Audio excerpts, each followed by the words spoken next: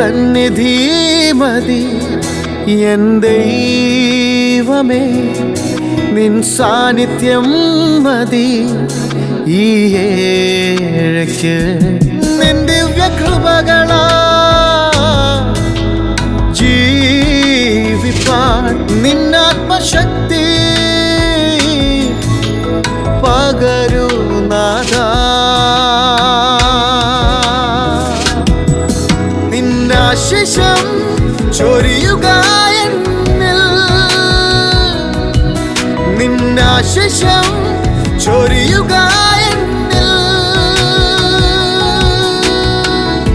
കേൾപ്പിക്കുക നിൻ സ്വർഗീയ നാദം.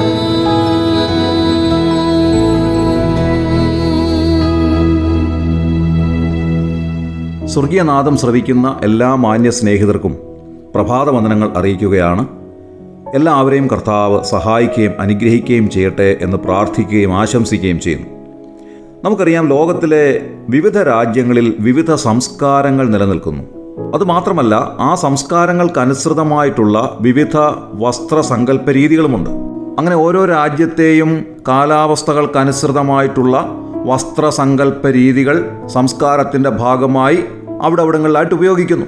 ഏഷ്യയിലെ വസ്ത്രസങ്കല്പ രീതിയല്ല യൂറോപ്യൻ രാജ്യങ്ങളിലുള്ളത്. ഇതേപോലെ തന്നെ വ്യത്യസ്തമാണ് അമേരിക്കയിലെ വസ്ത്രസങ്കല്പ രീതി, അതേപോലെ തന്നെ ആഫ്രിക്കൻ രാജ്യങ്ങളിലെ വസ്ത്രസങ്കല്പ രീതി. ഇതെല്ലാം വ്യത്യസ്തങ്ങളാണ്. നമ്മുടെ കൊച്ചു കേരളം തന്നെ എടുക്കുക. വളരെ വർഷങ്ങൾക്ക് മുൻപുണ്ടായിരുന്ന രീതികളിലേക്ക് നോക്കുമ്പോൾ അന്നത്തെ വസ്ത്രസങ്കല്പ രീതി എത്രമാത്രം വ്യത്യസ്തമായിരുന്നു എന്നുള്ളത് ചരിത്രങ്ങളിലൂടെ നമുക്ക് മനസ്സിലാക്കുവാൻ സാധിക്കും.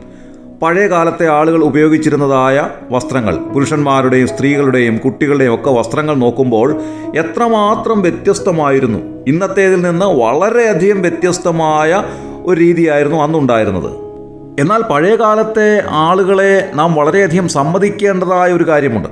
വസ്ത്രത്തിൻ്റെ ഉദ്ദേശം എന്താണോ അത് 100% സാധൂകരിക്കത്തക്ക നിലയിലുള്ളതായ വസ്ത്രസങ്കല്പ രീതിയായിരുന്നു അന്നത്തെ ആളുകൾ വച്ചു പുലർത്തിയിരുന്നത്.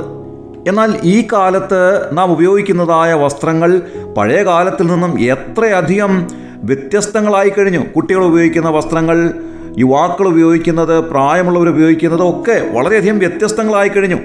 പുതിയ പുതിയ ഫാഷനിലുള്ള വസ്ത്രങ്ങൾ വിപണിയിൽ ഇപ്പോൾ സുലഭമായിട്ടുണ്ട്. വാസ്തവത്തിൽ മനുഷ്യൻ്റെ നഗ്നത മറയ്ക്കുന്നതിന് വേണ്ടിയുള്ള ഉപാധിയാണ് വസ്ത്രമെങ്കിൽ ആധുനിക കാലത്ത് മനുഷ്യൻ്റെ നഗ്നതാ പ്രദർശനത്തിനു വേണ്ടിയുള്ള ഉപാധിയായി ഇതിനെ മാറ്റിയെടുത്തു കഴിഞ്ഞു എന്നുള്ളത് ഒരു സത്യമാണ്. ഈ ലോകത്തിൽ ഇങ്ങനെ ഒരു വസ്ത്രസങ്കല്പ രീതി ഉണ്ടാകുവാനുള്ള കാരണം എന്താണ്? നാം ചരിത്രം പരിശോധിക്കുമ്പോൾ അതിൻ്റെ കൃത്യമായ തെളിവ് വിശുദ്ധ ബൈബിൾ നമുക്ക് നൽകുന്നുണ്ട്. ഉൽപ്പത്തി പുസ്തകത്തിൽ നാം കാണുന്നത്, വലിയവനായ ദൈവം നിലത്തെ പൊടികൊണ്ട് മനുഷ്യനെ നിർമ്മിച്ച് അവൻ്റെ മൂക്കിൽ ജീവശ്വാസം ഊതി അവനെ ജീവനുള്ള ദേഹിയാക്കി തീർത്ത് ഏദൻ തോട്ടത്തിൽ അവനെ ആക്കിയപ്പോൾ അവനും ഭാര്യയ്ക്കും ദൈവം കൊടുത്ത തേജസ്സിൻ്റെ ഒരു വസ്ത്രമുണ്ടായിരുന്നു. ഒരിക്കലും നശിച്ചു പോകാത്ത, നഷ്ടപ്പെടാത്ത, നല്ല തിളക്കമുള്ള തേജസ്സേറിയ ഒരു വസ്ത്രം അവനുണ്ടായിരുന്നു. എന്നാൽ ആദം ദൈവത്തോട് അനുസരണക്കേട് കാണിച്ചതുകൊണ്ട് അവന് ദൈവം നൽകിയതായ തേജസ്സിൻ്റെ വസ്ത്രം നഷ്ടപ്പെടുത്തി കളഞ്ഞു. അതുകൊണ്ടാണ് ഈ കാണുന്നതായ വസ്ത്രസങ്കല്പ രീതികളൊക്കെ ഇന്ന് ലോകത്തിലുണ്ടായത്. വാസ്തവത്തിൽ ആദം നഷ്ടപ്പെടുത്തി കളഞ്ഞതായ ആ തേജസ്സിൻ്റെ വസ്ത്രം കൊണ്ട് ആദമിന് ദൈവത്തോടു കൂടെ നിത്യത മുഴുവനും വാസം ചെയ്യുവാൻ സാധിക്കുമായിരുന്നു. നമുക്കറിയാം, ചന്ദ്രനിലേക്ക് പോകുന്നതായ ഒരു വ്യക്തി നാം സാധാരണ ധരിക്കുന്നതായ വസ്ത്രം ഉപയോഗിച്ച് പോകുവാൻ സാധ്യമല്ല. പ്രത്യേകമായി നിർമ്മിച്ചതായ വസ്ത്രം അദ്ദേഹം ഉപയോഗിക്കേണ്ടത് ആവശ്യമാണ്. ഇതേപോലെ തന്നെയാണ് ആത്മലോകത്തെ ജീവിതത്തിന് വേണ്ടിയുള്ള തേജസ്സിൻ്റെ വസ്ത്രവും. ആദാമ്യവർഗത്തിൽ ജനിച്ചു വീഴുന്ന ഓരോ മനുഷ്യനും തേജസ്സില്ലാത്തവനായി ജനിച്ചു വീഴുന്നു.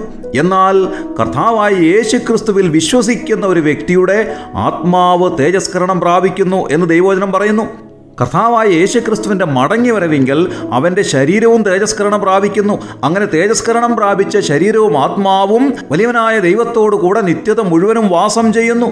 ഈ ലോകത്തിൽ നാം ഉപയോഗിക്കുന്ന ഏതെല്ലാം വസ്ത്രങ്ങൾ, ഏതെല്ലാം ഫാഷനുകളിലുള്ളതായിരുന്നാലും അതെല്ലാം മരണം വരെ മാത്രമേ നമുക്ക് ഉപയോഗിക്കുവാൻ സാധിക്കുകയുള്ളൂ. അതിനപ്പുറത്തേക്ക് ഇതൊന്നും കൊണ്ടുപോകാൻ സാധ്യമല്ല. എന്നാൽ അവിടെ ഉപയോഗിക്കാവുന്ന തേജസ്സിൻ്റെ വസ്ത്രമുണ്ട്. അത് സർവ്വലോകത്തിൻ്റെയും പാപത്തിന് പരിഹാരമായി കാൽവറി ക്രൂശിൽ മരിച്ച് അടക്കപ്പെട്ട് ഉയർത്തെഴുന്നേറ്റ് ജീവിക്കുന്ന കർത്താവായ യേശുക്രിസ്തുവിനെ രക്ഷിതാവും കർത്താവുമായി സ്വീകരിക്കുന്നതിലൂടെ ലഭിക്കുന്ന തേജസ്സേറിയ വസ്ത്രമാണ്. അത് സ്വീകരിക്കുവാൻ ദൈവം എല്ലാവരെയും സഹായിക്കട്ടെ. നമ്മുടെ കണ്ണുകളെ അടയ്ക്കാൻ പ്രാർത്ഥിക്കാം. ക്രിസ്തുയേശുവിലൂടെ ഞങ്ങളെ അതിവാത്സല്യമായി സ്നേഹിക്കുന്ന സ്വർഗീയ പിതാവാൻ നല്ല ദൈവമേ, ഇന്ന് രാവിലെയും സ്വർഗീയനാദം കേൾക്കുവാൻ ഞങ്ങളെ സഹായിച്ചതിനായി സ്തോത്രം ചെയ്യുന്നു. ഞങ്ങൾ ചിന്തിച്ചതുപോലെ ഞങ്ങൾ ഈ ലോകത്തിൽ ഉപയോഗിക്കുന്ന എല്ലാ വസ്ത്രങ്ങളും ഈ ലോകത്തിലെ ജീവിതം കൊണ്ട് അവസാനിച്ച് മാറ്റപ്പെടുന്നതാണെങ്കിൽ ഇതിനപ്പുറമായിട്ട് ഉപയോഗിക്കുന്ന നിത്യതയുടെ തേജസ്സിൻ്റെ വസ്ത്രം ക്രിസ്തുവിലുള്ള വിശ്വാസത്താൽ പ്രാപിക്കുവാൻ ഈ ശുശ്രൂഷയെ സംബന്ധിച്ച് എല്ലാവരെയും അവിടുന്ന് അനുവദിക്കണമേ, അവരെല്ലാവരെയും അനുഗ്രഹിക്കണമെന്ന് പ്രാർത്ഥിക്കുന്നു. പ്രാർത്ഥന കേട്ടതിനായി സ്തോത്രം. ഞങ്ങളുടെ കർത്താവിൻ്റെ രക്ഷിതാവുമായ യേശു ക്രിസ്തുവിൻ്റെ ധന്യമായ നാമത്തിൽ തന്നെ ആമേൻ. തേനിലും മാധുര്യമേറിയ തിരുവചനം ഓരോ ദിനവും മുടങ്ങാതെ കേൾക്കുവാൻ സ്വർഗീയ നാദം, ദ ഹെവൻലി വോയിസ്. കർത്താവിൽ ബലം ധരിപ്പിൻ, കർത്താവിൽ ബലം ധരിപ്പിൻ, കർത്താവിൽ ബലം ധരിപ്പിൻ, കർത്താവിൽ ബലം ധരിപ്പിൻ.